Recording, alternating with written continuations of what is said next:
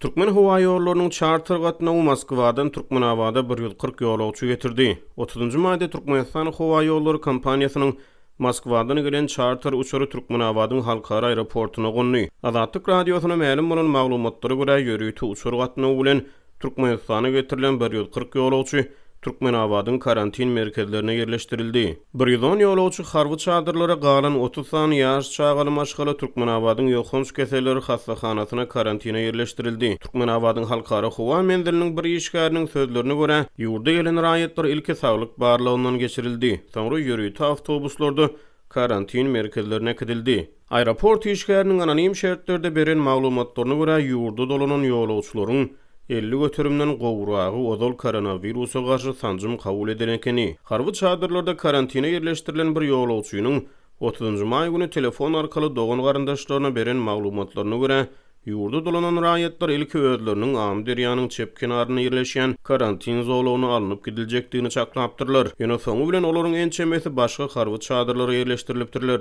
Habarçynyň 31-nji maýda ýerden beren maglumatlaryna görä, harby çadırlara ýerleşdirilen raýatlar karantin zolagyna ýaramaz şertlerden şikaýet edýärler. Howanyň temperaturasy 40 gradusyny geçýär. Am derýanyň golaýyndaky karantin zonada şertler gowy diýip bizi başga ýere getirdiler.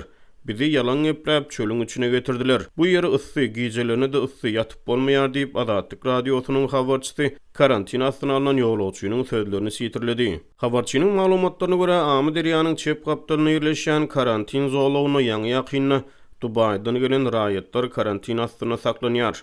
Ýa-da 13-nji maýdan 14-nji maýa geçilen gije Türkmenhowaýollary agentliginiň ýörite gatnawy 200 şemesi Türkmenistanlyny Dubaydan Türkmenabada getirdi. Munyň ýyly 21-nji maýda Türkmenistanyň çarter uçary pandemiýa sebäpli Minskde galan Türkmenistanlardan 200 töwere ýolagçyny Türkmenabada getirdi. Ýurda gaýtarylan raýatlar olaryň koronawirusa garşy sanjym kabul edenliklerine ýa-da däliklerine garamazdan 21 gün möhlet bilen karantin astyna alınýar. Azatlyk Radiosynyň habarçysy Dubaydan gelen ýolagçylaryň karantiniň ilkinji güni koronawirusa garşy Hytaý sanjymynyň birinji dozasyny kabul edenliklerini habar berdi. Ertir howanyň temperaturasy 43 gradus bolar. Çölüň içindäki palatalar gatysy, ýolbaşçylar karantin zonalarynyň çäklidigini bilseler-de, näme sebäpden täze reis gurnaýarlar diýip karantin astyna alynan ýolagçylaryň biri Doğun garandaşları bilen telefon söhbetleşigine gurrun verdi. Habarçy ýolagçylaryň howaslarlaryna salgylanyp Moskwadan dolanan raýatlaryň karantiniň çöl şertlerinden şikaýet edýänliklerini habar berýär. Habarçy karantin astyna alynan raýatlarda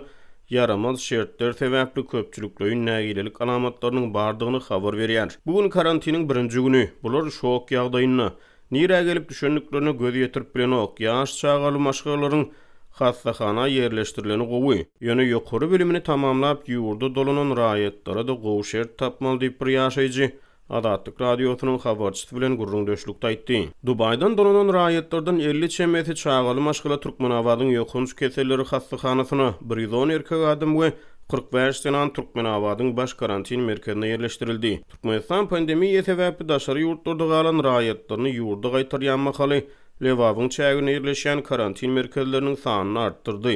Ýöne karantinde galyan raýatlar bu merkezlerde şertleriň yaramazdygyny aýdýarlar we ıssy howadan şikaýet edýärler. Çöl klimat bolan Türkmenistanyň howanyň temperaturasy tomtuny 40-45 gradusyny geçýär. Howa tomtuny gurak we ıssy bolýar.